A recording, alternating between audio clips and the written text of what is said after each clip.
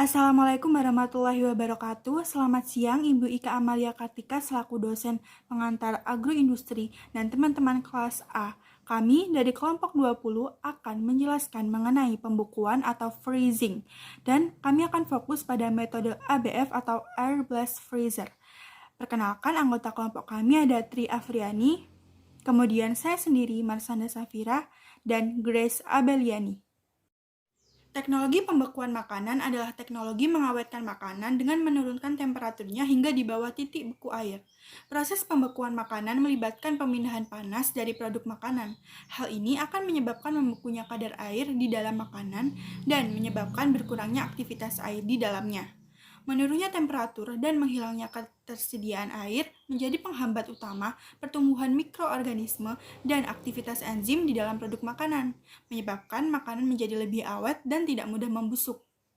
Pada proses pembekuan, dilakukan penurunan suhu sampai membeku, mulai dari suhu 0 sampai minus 70 derajat Celcius terhadap suatu bahan untuk maksud tertentu.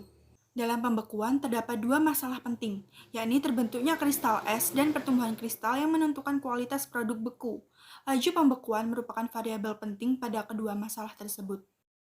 Pembekuan, yakni menurunkan suhu sampai batas titik tertentu, memiliki beberapa tujuan. Yang pertama, menghambat proses deteriorisasi oleh mikroba, sehingga diperoleh produk yang lebih awet. Lalu ada mempertahankan rasa dan nilai gizi bahan pangan, karena pengawetan suhu rendah atau pembekuan dapat menghambat aktivitas mikroba. Lalu mencegah terjadinya reaksi-reaksi kimia dan aktivitas enzim yang dapat merusak kandungan gizi bahan pangan. Faktor yang mempengaruhi proses pembekuan, kalor jenis, kemudian ketebalan bahan baku, yang ada suhu kerja, lalu ada massa jenis. Selanjutnya ada hal-hal yang diperhatikan dalam proses pembekuan.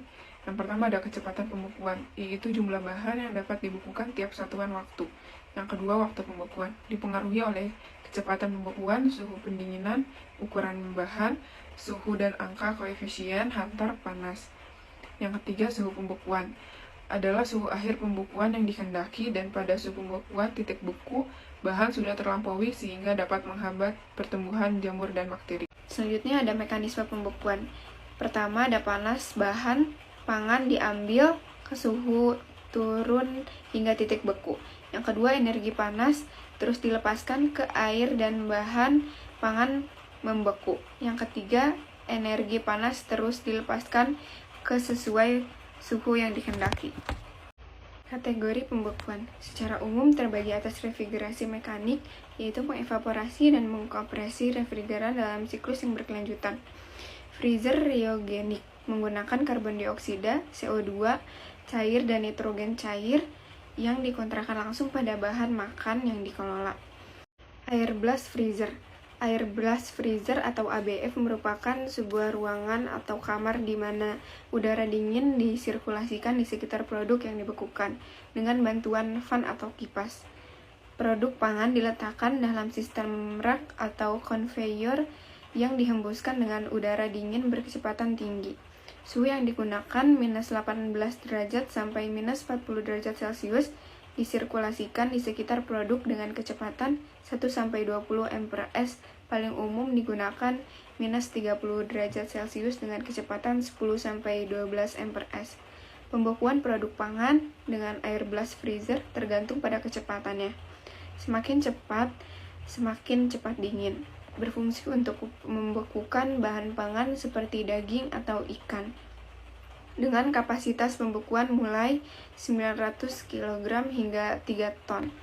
Satu kali siklus dalam waktu 12 jam. Dengan proses pembekuan yang cepat, maka akan mematikan bakteri, menjaga kesegaran dan kandungan air dalam daging, sehingga daging terjaga kesegarannya dalam jangka waktu yang lama.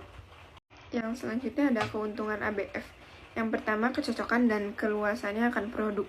Yang kedua, dapat membekukan segala macam produk dengan segala bentuk karena sistem pembekuan ABF lebih merata.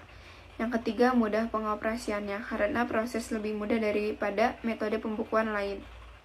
Yang keempat, tidak mudah rusak. Selanjutnya ada kekurangan ABF. Yang pertama, waktu pembekuan yang diperlukan relatif lebih lama. Yang kedua, kebutuhan akan ruangan lebih besar daripada jenis yang lain. Yang ketiga, sering mengakibatkan pengeringan daripada produk. Selanjutnya yaitu prinsip kerja pada air blast freezer. Pembekuan produk dengan udara dingin dalam hal ini terjadi akibat perpindahan panas secara konveksi dari refrigeran di dalam pipa-pipa atau koil evaporator yang dihembuskan dengan bantuan fan atau kipas angin berkekuatan besar. Aplikasi dari air blast freezer pada pengolahan pembekuan makanan seperti daging atau ikan, kedua pada minuman, ketiga pada pelabuhan perikanan, keempat pada rumah potong ayam, yang kelima rumah potong hewan, horeca, dan lain-lain. Bagian-bagian dari air blast freezer yang pertama, chassis atau bodi dari dinding kamar pendingin.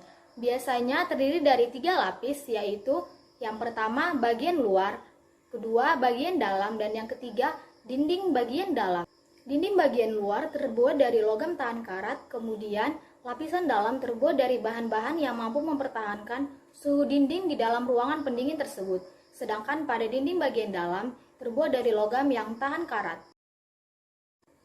Yang kedua yaitu kompresor. Peralatan ini merupakan inti dan berfungsi untuk menghisap dan menekan refrigeran atau bahan pendingin sehingga beredar ke seluruh unit tersebut. Kompresor bergerak atau berputar karena adanya motor penggerak. Yang ketiga, kondensor. Digunakan untuk menurunkan suhu refrigeran yang mengalir di dalamnya, untuk memperlancar sistem pendinginan dan sirkulasi udara pada kondensor. Ada 2 cara yang biasanya diterapkan. Yang pertama, menggunakan sistem pendinginan dengan air, dan yang kedua bisa juga menggunakan kipas. Jadi dapat dikatakan bahwa bagian kondensor ini digunakan untuk merubah panas yang dibawa oleh bahan pendingin menjadi suhu dingin, sehingga refrigeran akan kehilangan panas dan berubah sifatnya dari gas ke cair lagi. Yang keempat yaitu evaporator. Bentuk dari bagian evaporator nyaris sama dengan kondensor. Perbedaannya adalah pipa yang digunakan biasanya berdiameter lebih besar dibandingkan dengan kondensor. Fungsi utamanya adalah menguapkan cairan yang berasal dari pipa kapiler. Cairan refrigeran yang masuk pada evaporator tekanannya akan lebih rendah, sehingga panas yang ada pada cairan akan menguap dan menyerap panas yang berada di sekelilingnya, sehingga terjadi pendinginan atau pembekuan. Selanjutnya kita masuk ke jenis-jenis air blast freezer.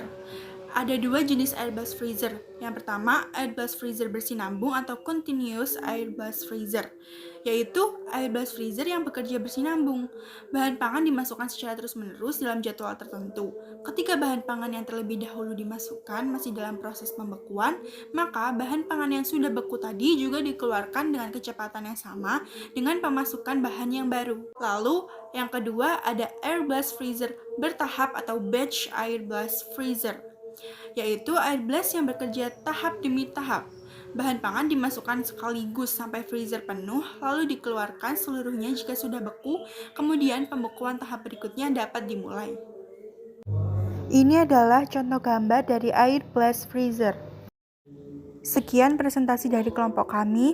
Wassalamualaikum warahmatullahi wabarakatuh.